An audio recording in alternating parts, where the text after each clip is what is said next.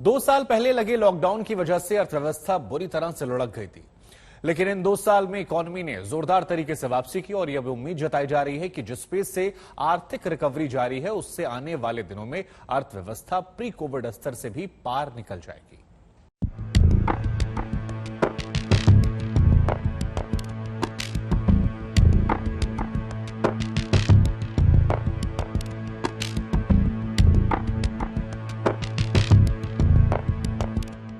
Corona की रोकथाम के लिए 2020 में मार्च के आखिरी हफ्ते में देश भर में लॉकडाउन लगाया गया था।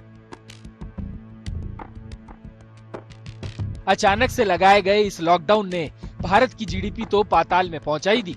अर्थव्यवस्था में गिरावट से शेयर बाजार भी औंधे मुंह लुढ़क गया था।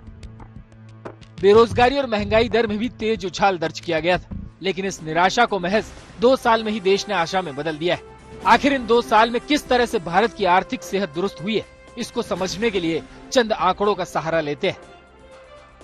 इन 2 साल में जीडीपी अपने सबसे निचले स्तर से 30% तक बढ़ गई है। 2 साल पहले के मुकाबले अब बेरोजगारी दर भी 15% तक घट गई है। सेंसेक्स अपने उच्चतम स्तर तक जाने के बाद लॉकडाउन के समय अब तक करीब 31,000 पॉइंट्स की छलांग लगा चुका है।